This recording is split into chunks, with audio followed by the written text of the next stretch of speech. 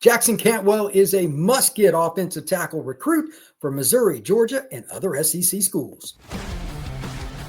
Locked On presents The Portal, the daily podcast covering college football recruiting and everything NIL. Part of the Locked On Podcast Network. Your team every day. Welcome back into The Portal. I am your host, Brian Smith. Thank you for making The Portal your first listen each and every day, where you get your daily information on recruiting, NIL, and the transfer portal. Glad to have you here. Please like and subscribe. And today's show is brought to you by the all-new 2025 Nissan Armada. Stay with us for the Armada Team of the Week later in the episode.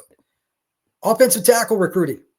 It's make or break for many college football programs, especially after this past season in the SEC, where some of them didn't do as well. Georgia, they took a step back, definitely up front. They've got a lot of problems.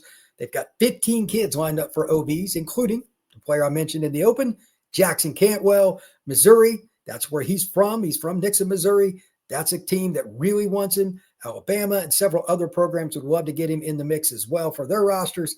We're going to talk about offensive tackle recruiting and end with my top 5 2026 offensive tackle recruits. And yes, Jackson Cantwell is at the top of that board. Elite football player for many reasons. Going to break down his film, go through several of his clips and talk about them in regards to why he is special and why you need to take a real hard look at it. If you just want to watch fun film, Jackson Cantwell. But let's start off with the SEC's demise at the offensive tackle position at the top level. This past season, Georgia probably took the biggest step back that I've seen in a long time out of an elite program. And the numbers bear that out. I was even surprised when I looked it up this morning before the podcast, what the exact number was for Georgia's rushing total. It's no secret that Kirby Smart wants to run the ball. But would you say the following statistic fits Kirby and what Georgia has done up until last season? 124.4 yards rushing per game last season for the Bulldogs equated to 102nd in the FBS. Offensive tackle was a problem. It probably cost them the game against Notre Dame in the playoff, especially the left tackle getting smoked on the play where the quarterback gets hit. The ball comes out and Notre Dame scores on the next play. And while Georgia struggled, they weren't the only one. Missouri took a little bit of a step back in critical moments. They need Cantwell because he's an in-state kid anyway. And then let's throw in Alabama. They've got a really good left tackle, but they weren't as dominant running the ball as they should be.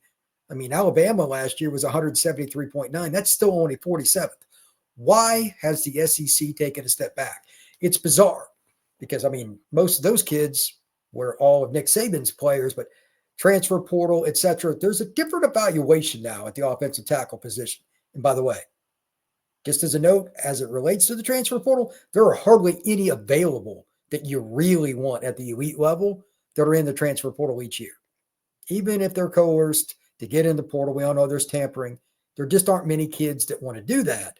So you must hit with your high school offensive tackle evaluations and then, of course, coach them up once they reach a given campus.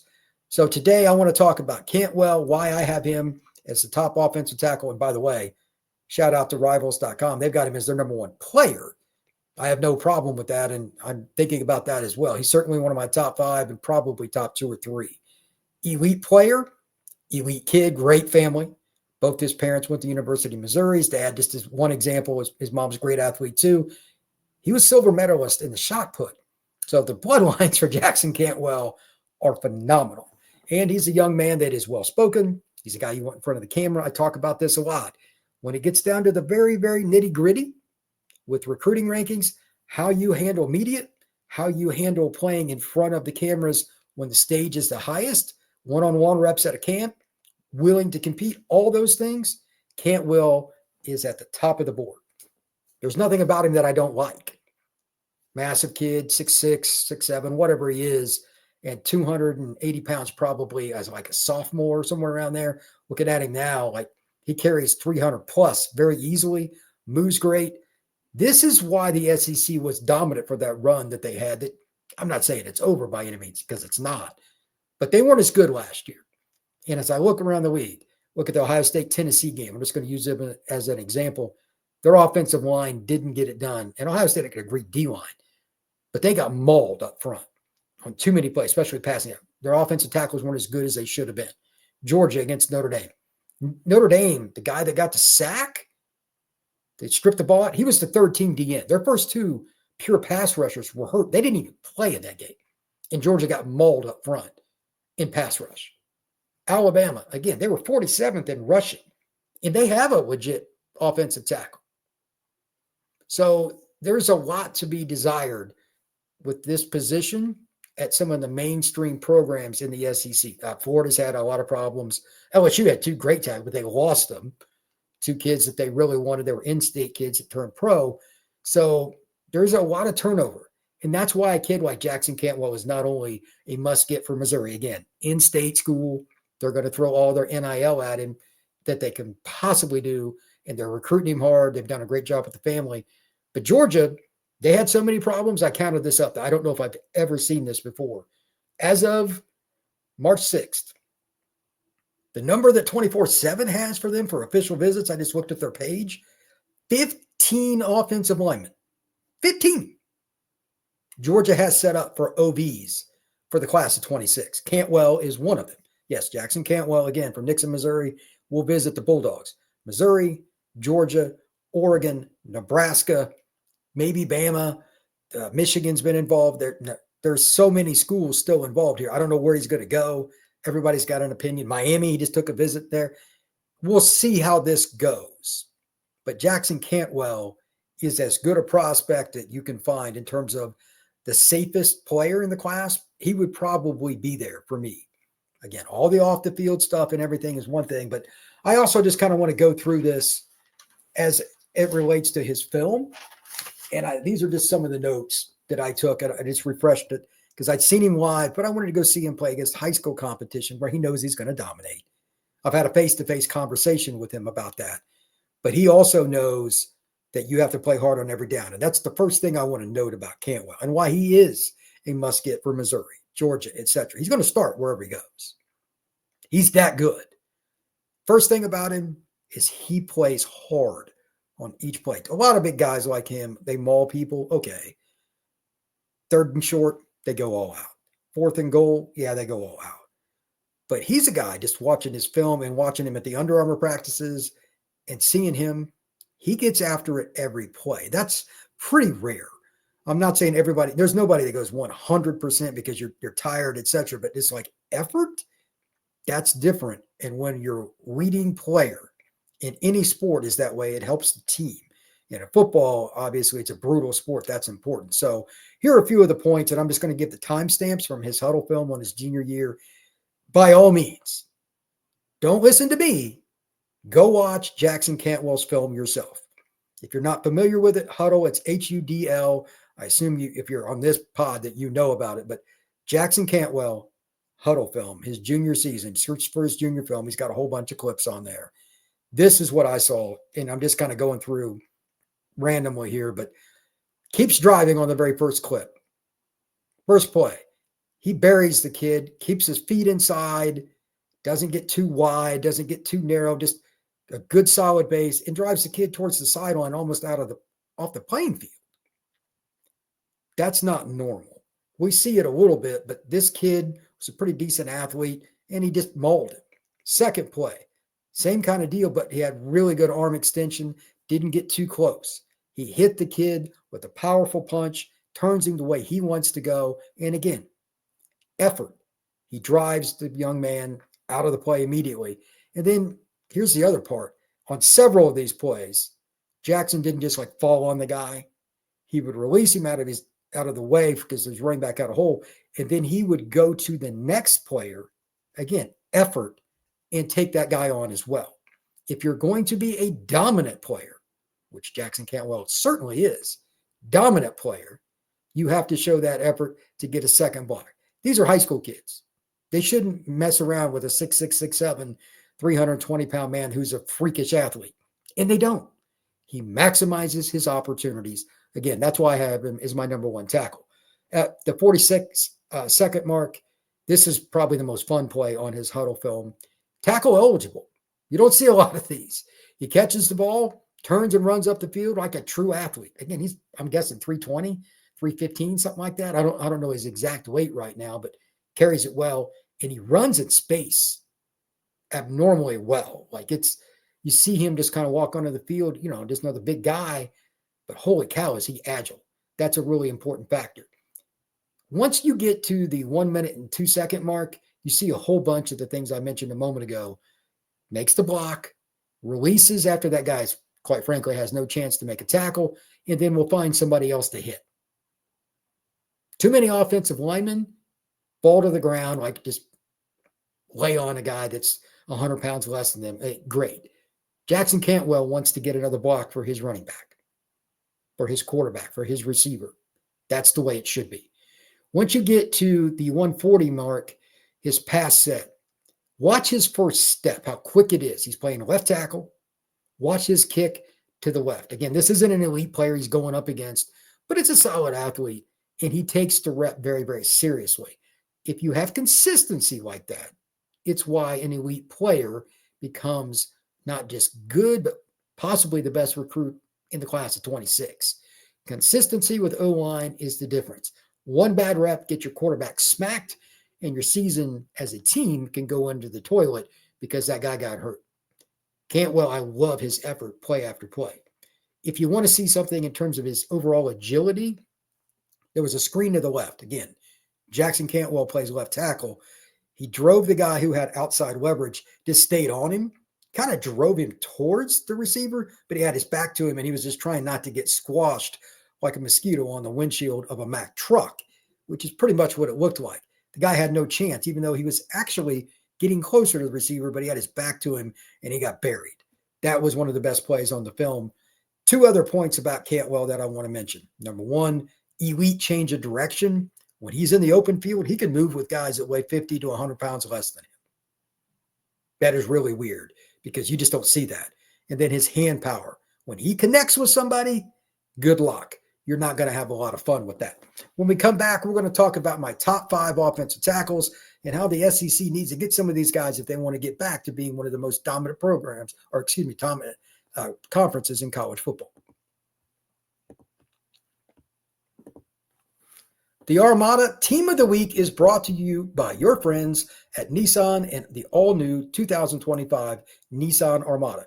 Each week, our Locked On College basketball experts are picking one team that stands apart, from top-seeded stars to the unexpected upsets, and these guys showcase the strength and sheer power needed to push their team forward. This week's Armada and clear-cut Team of the Week, the Houston Cougars. Since joining the Big 12 last season, the Cougars have gone a combined 33-4 in conference games, winning the regular season title by multiple games both years. There is no team in college basketball that more capably embodies the rugged Armada than Kelvin Sampson's squad. Houston's tenacious defense leads the nation in fewest points allowed per game for the second straight season. When it comes to the Nissan Armada, they say go forth and conquer, and that's exactly what the Houston Cougars have done. It's clear that our Team of the Week is out there ready to conquer in the road ahead with confidence, just like you can in the all-new Nissan Armada or any of the Nissan's outstanding vehicles. Take the Nissan Armada, Rogue, or Pathfinder and go find your next big adventure. Shop NissanUSA.com.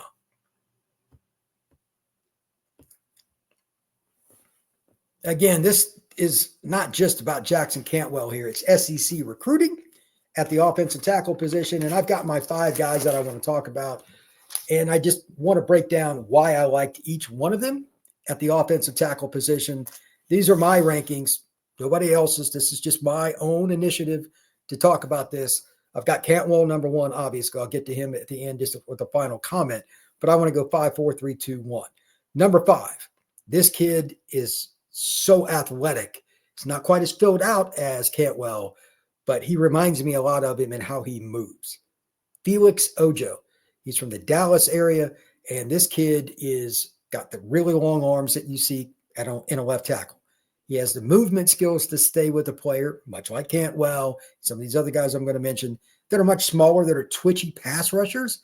Eventually, you're going to get beat by them once in a while, but you must have the quickness. That first step must be at a high level, or you're not going to have any chance when they bend and dip. It's just not going to work. Ojo can do it, and I love his arm length. He plays at Lake Ridge High School in Mansfield, again, just outside of Dallas. He may be just a teeny bit under 300 by looking at the film. I'm not sure how big he is now. Texas and numerous other programs are after him in the SEC and across the country. Who knows where he will go, but man, is that kid really, really good. A kid that's already committed and plays at one of the most tradition-rich programs in the country, modern day, is Kodi Greene. He's committed to the Oregon Ducks. Played right tackle for much of the last season for modern day. I like his punch. His punch is probably just about as good as Cantwell's. And I like how consistent he is and not getting out over his feet, getting too overzealous. He overpowers high school kids, just like Cantwell and everybody else that's a big 300-pounder, but he does so in space too. Not just in the box. When he runs down the field on a screen or looks for a secondary block, Kodi Greene is just awesome. That effort, again, not just laying on a guy, not just crushing somebody that's not near as good as you, but going down the field and making a secondary block. Also of note, modern day plays in the Trinity League. One could argue it's the best league in the country for high school football. It's the private school league in Los Angeles, elite football. So seeing his film also helped me rank him a little bit higher than maybe some other people did, because I know the guys he's going against, most of them, quite frankly, are going to play at some level of college football. Number 3, kid that I know well, he's been at IMG a long time, Keenyi Pepe. Really great kid. First off, just want to say that. He's always humble. He's great with interviews, and that is, again, with rankings, that is very, very important. If you're going to win big in recruiting, you need kids that can be in front of a camera, understand media, and they're just great in the moment when they're being graded. This kid is that way. He doesn't mind any of that stuff, and he's always very hospitable. 6'7", 330 pounds. He can play right or left tackle, and he's just got a natural ability to bend. Keenyi is my number 3 offensive tackle in the country. I don't know where he's going to go, but if I had to pick, I'd say Miami. Watch out for SC. He's originally from the Los Angeles area, but his visits will tell the tale. Great kid. Wish him the best no matter where he goes. Number 2, Immanuel Iheanacho out of Georgetown Prep. He lives in Baltimore, but makes the trek into D.C. to go there. 6'7", 352 when he was at the Under Armour event this past December, January. Man, can he move his feet. And much like Jackson Cantwell and Pepe and all these other guys, once he gets his heavy hands on you, he's going to drive. That's a kid that I was curious to see his kick step because he is so big. He's 352 is what he told me to my face. That's a big man, but he can really move. He can bend and he can get out in space. Like the screens and when they were doing drills and stuff, the Under Armour game for the practices, he was not a guy that you thought was 352 with how he would move and hunt down somebody or go to the outside and get there so quick. I was really impressed with him. Maryland, Oregon, those are probably his top 2, but his recruitment is a long way from over Penn State or Michigan. Or there's all kinds of schools that could still get him as well. Thank you once again for making the Portal Podcast your first listen each and every day. We're going to be doing more rankings, talking about more players as I've been to a lot of camps, 7-on-7s, and I will continue. I'm going to go to a big 5-on-5 tournament down in South Florida here pretty soon. Torian Wilson, one of the guys that works with Under Armour, my friend Big Play Ray up there at Trench Academy in Tampa. They've got me coming down. Check that out. I'm going to be at multiple Under Armour camps. It's going to be at OT7. Lots of highlights. If you have not checked it out yet, make sure you check out the YouTube Shorts page. Just type in the @ symbol, the Portal Podcast on Google. You can get there if you are listening right now. You don't have to watch all the big shows, but I'm telling you, there's a ton of video. Highlights of recruits. Just go to the shorts part of it. You'll find a lot of different players all over the country, and it's a lot of fun. I even got Travis Hunter on there, among other people. So once again, please like and subscribe. We will see you again soon on the Portal.